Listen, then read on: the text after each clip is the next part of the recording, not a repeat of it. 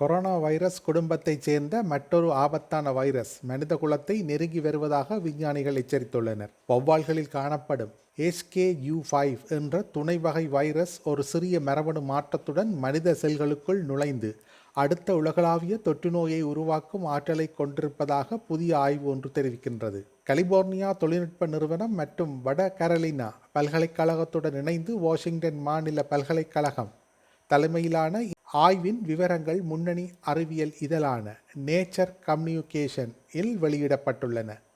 Washington மாநில பல்கலைக்கழக தலைமையிலான ஆய்வின்படி HKU5 வைரஸ்கள் மனித செல்களில் உள்ள ACE2 ஏற்பியை பயன்படுத்த முடியும் என்பது கண்டறியப்பட்டுள்ளது. கடந்த 2023 அக்டோபர் 7 அன்று ஹமாஸ் நடத்திய தாக்குதலின் போது காசாவுக்கு கடத்தி செல்லப்பட்ட தாய்லாந்து பிணை கைதியான நட்டாபாங் பிண்டா என்பவரின் உடலை மீட்டுள்ளதாக இஸ்ரேல் இராணுவம் அறிவித்துள்ளது. இந்த தகவலை இஸ்ரேல் பாதுகாப்பு அமைச்சர் இஸ்ரோ காட்ஸ் உறுதிப்படுத்தியுள்ளார். நட்டாபாங் பிண்டாவின் உடல் முகாஜுதீன் பிரிகேட்ஸ் என்ற பாலஸ்தீன ஆயுதக்குழுவின் கட்டுப்பாட்டில் இருந்ததாகவும் காசாவின் தெற்கு பகுதியான ரவ்வா நகரில் இருந்து அது மீட்கப்பட்டுள்ளதாகவும் ஹாட்ஸ் தெரிவித்துள்ளார். அவரது குடும்பத்துக்கு தாய்லாந்தில் தகவல் தெரிவிக்கப்பட்டுள்ளது. விவசாயியாக பணிபுரிந்த பின்சா காசா எல்லைக்கு அருகே உள்ள நிர்ராட்ஸ் கெப்புஸ் என்ற சிறு சமூகத்திலிருந்து கடத்தப்பட்டார். அக்டோபர் 7 அன்று ஹமாஸ் நடத்திய தாக்குதலில் இந்த நபர் கடத்தப்பட்டுள்ளார். நட்டாபாங் பிண்டா உயிருடன் கடத்தப்பட்டதாகவும் பின்னர் கொல்லப்பட்டதாகவும் இஸ்ரேல் இராணுவம் தெரிவித்துள்ளது. கடந்த சில நாட்களுக்கு பின்பு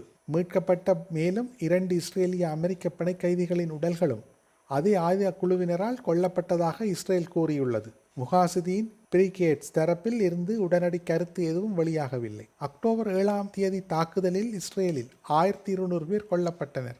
மேலும் 251 பேர் பிணை கைதிகளாக கடத்தப்பட்டனர். இவர்களில் 55 பேர் இன்னும் காசாவில் இருப்பதாகவும் அவர்களில் சுமார் 20 பேர் உயிருடன் இருக்கலாம் என்றும் இஸ்ரேல் அதிகாரிகள் நம்புகின்றனர்.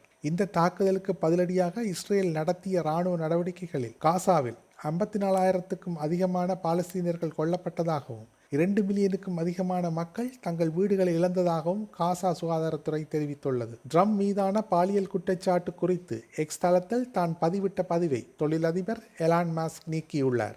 அமெரிக்க ஜனாதிபதி ட்ரம்ப் தொழிலதிபர் எலான் மாஸ்க் இடையே மோதல் உச்சக்கட்டத்தை எட்டியுள்ளது.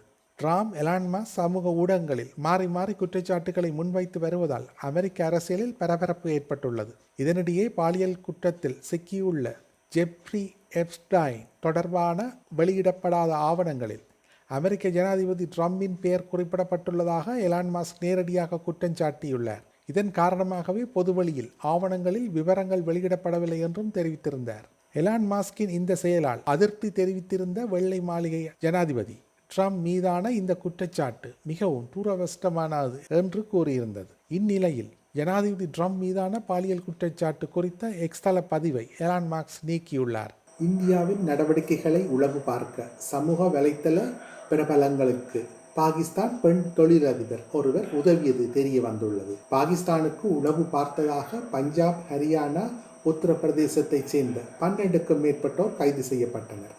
ஆடம்பர வாழ்க்கை, அரச ஊழியர், துணை இராணுவ படை வீரர், பொறியியலாளர், யூடியூப் பிரபலங்கள் உள்ளிட்டோர் இதில் அடங்குவர்.